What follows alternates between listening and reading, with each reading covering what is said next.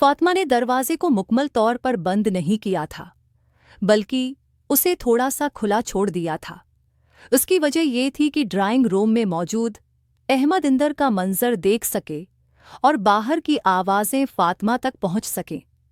वो चाहती थी कि अहमद उसकी तरफ मतोजा हो, लेकिन बज़ाहिर ऐसा लगे जैसे ये सब इत्तेफाकियां हो रहा है। कमरे में दाखिल होते ही फातिमा ने अपनी नाइटी को थोड़ा सा ऊपर किया, जिससे उसके खूबसूरत वजूद का कुछ हिस्सा नुमायां हो गया।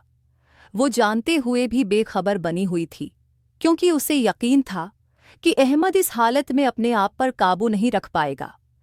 फातिमा का हसन इतना दलिक्श था कि कोई भी उसे देखकर बेकाबू हो सकता था, लेकिन वह ये नहीं जानती थी कि आज अहमद अकेला नहीं बल्कि अपने दोस्त असद के साथ घर वापस आएगा। दरहकीकत अहमद और असद बाहर से कुछ काम करके लौटे थे। जब वो दोनों घर में दाखिल हुए तो असद ने फौरन ही चारों तरफ नज़र दौड़ाई। वो जानना चाहता था कि फातिमा कहाँ है, ताकि वो दिल भरकर अपनी भाभी को देख सके, लेकिन फातिमा कहीं नज़र नहीं आ रही थी। अहमद ने खामोशी से असद की तरफ देखा और हांटों पर अंगली रखकर इशारा किया कि चुप रहो। असद ने सिर हिलाकर तायीद की और दोनों आहिस्ता आहिस्ता फातिमा के कमरे की तरफ बढ़ने लगे। अहमद के दिल की धड़कनें तेज हो गईं। जब वो फातिमा के कमरे के करीब पहुंचा तो उसने दरवाजे से झांका और देखा कि फातिमा बिस्तर पर लेटी हुई है और उसका हसन इस तरह नुमायां हो रहा था कि अहमद के लिए अपने जज्बात पर काबू पाना मुश्किल हो गया। लेकिन इतने में असद ने अहमद को एक तरफ खींच लिया और खुद दरवाजे से झांक कर अंदर देखने लगा। असद का दिल जोर जोर से धड़कने लगा। वो फौरा पीछे हटा और अहमद को दूसरे कमरे में ले गया। अहमद हैरान था कि असद ने ऐसा क्यों किया, लेकिन असद ने मुस्कुराते हुए कहा, यार भाभी तो बिल्कुल तैयार लेटी हैं, अब तो तुम्हें मौका हाथ से नहीं जाने देना चाहिए।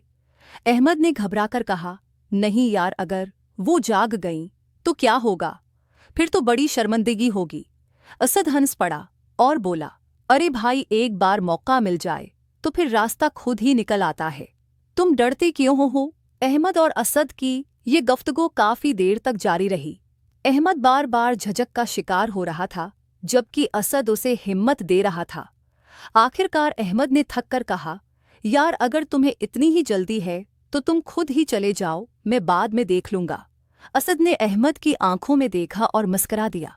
वो जानता था कि अहमद शर्मिले उनकी वजह से आगे नहीं बढ़ रहा, लेकिन असद के लिए ये मौका हाथ से जाने वाला नहीं था। इधर फातिमा को अंदाजा हो चुका था कि अहमद दरवाजे पर आ चुका है और उसके हसन का नज़ारा कर चुका है। वो सोच रही थी कि अब अहमद ज़्यादा देर तक जब्त नहीं कर पाएगा और ज़रूर उसके पास आएगा। लेकिन जब काफ़ी देर तक कोई हरकत न हुई तो फातिमा ने आंखें बंद कर ली और सोई हुई की तरह बेखबर बनी रही। उसी दौरान असद ने एक दराज खोली और उसमें से पेपर कटर निकाल लिया। वो मुस्कुर आया और फातिमा की कमरे की तरफ बढ़ने लगा। अहमद भी पीछे पीछे चला, लेकिन वो ड्राइंग रूम ही में रख गया। असद जब कमरे में दाखिल हुआ तो अहमद ने दरवाजे से झांककर देखा। असद आहिस्ता आहिस्ता फातिमा के करीब पहुंचा और उसके बालों के करीब झुककर उनकी खुशबू महसूस करने लगा। फातिमा ने गर्म सांसें महसूस की, लेकिन वो बेखबर बनी रही। उसे यकीन था कि ये अहमद ही है। असद ने फातिमा के पाँव को हल्के से छुआ और उसकी खूबसूरती को महसूस करने लगा। फातिमा के दिल की धड़कनें तेज हो गईं, लेकिन वो चुपचाप लेटी रही। असद ने आहिस्ता से अपने हाथ फातिमा की टांगों की तरफ बढ़ाए, जबकि अहमद दरवाजे से झांकते हुए सानस रूके खड़ा था। फातिमा ने अपने वजूद पर किसी के हाथों को महसूस किया, लेकिन फिर भी बेखबर बनी रही। वो चाहती थी कि अहमद की हमत बढ़े, लेकिन फातिमा को ये इल्म नहीं था कि दरअसल असद उसके करीब खड़ा है। असद ने फातिमा के जिस्म की नरमी को महसूस किया तो उसकी सांसें तेज हो गईं। उसने आहिस्ता से फातिमा के कंधे को छुआ। फातिमा ने एक मियाती की, अपनी आंखें बंद कर ले। असद ने सोचा कि शायद वो जाग गई है, लेकिन जब फातिमा ने कोई हरकत न की तो वह मजीद आगे बढ़ा। अहमद ये सब देख रहा था। और उसका दिल तेजी से धड़क रहा था। वो नहीं जानता था कि उसे क्या करना चाहिए। एक तरफ वो चाहता था कि असद को रोक दे, लेकिन दूसरी तरफ वो खुद भी फातिमा के करीब जाने का ख्वाब देख रहा था। असद ने अब फातिमा के चेहरे के करीब जाकर उसकी खुशबू महसूस की। उसने आहिस्ता से अपने होंठ फातिमा के गाल के करीब ले जाकर छुए। फातिमा ने एक लर्जिश महसूस की, लेकिन फिर भी बेहरकत लेटी रही। असद अब पूरे आतिमाद के साथ आगे बढ़ रहा था। फिर उसने आहिस्ता से फातिमा के कान के करीब जाकर कहा, भाभी आप जाग रही हैं ना? फातिमा ने अपनी आंखें खोल दें। जब उसने देखा कि असद उसके करीब खड़ा है तो उसका चेहरा हैरत और शर्म से सरक हो गया। वो फौरन बिस्तर पर बैठ गई और बोली, असद तुम यहाँ क्या कर रहे हो? अहमद कहाँ है? असद मुस्कुराया और पीछे हटते हुए बोला, भाभी अहमद तो बाहर खड़ा है। वो तो आपसे मिलने की हमद ही नहीं कर पा रहा। मैंने उसे कहा था कि मॉक्स आए ना करो, लेकिन वो तो बहुत शर्मीला है। फातिमा का चेहरा गुस्से से सरक हो गया। वो बोली, तुम लोगों की हमद कैसे हुई जो तुम मेरे कमरे में घुस आए? मैं तुम्हें अहमद के सामने रसवा कर दूंगी।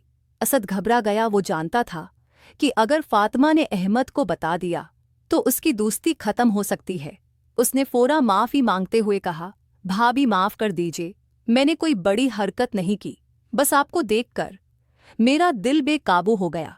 मैं आपको कभी तकलीफ नहीं दूंगा। फातिमा ने असद की तरफ गौर से देखा, फिर आहिस्ता से कहा, तुम बाहर जाओ और अहमद को अंदर भेजो। मैं तुम्हें माफ़ करती हूँ, लेकिन आइंदा कभी ऐसी हरकत न करना। और फौरन कमरे से बाहर निकल गया। अहमद अब भी दरवाजे के पास खड़ा था। असद ने उसे अंदर जाने का इशारा किया और खुद ड्राइंग रूम में जाकर बैठ गया। अहमद झिझकते हुए फातिमा के कमरे में दाखिल हुआ। फातिमा ने उसकी तरफ देखा और मुस्कुरा दी। अहमद ने शर्म से सिर झुका लिया। फातिमा बोली, अहमद तुम्हें शर्म आनी चाहिए। अगर तुम्हें मुझसे कुछ कहना होता तो सीधे आकर क्यों नहीं कह देते? अपने दोस्त को मेरे पास भेजना किया। बात हुई। अहमद ने माफ़ी मांगते हुए कहा, मैं तुम्हें कभी तकलीफ नहीं देना चाहता हूँ। फातिमा मैं वाकई शर्मिंदा हूँ, बस तुम्हें देखकर मेरा दिल बेकाबू हो जाता है।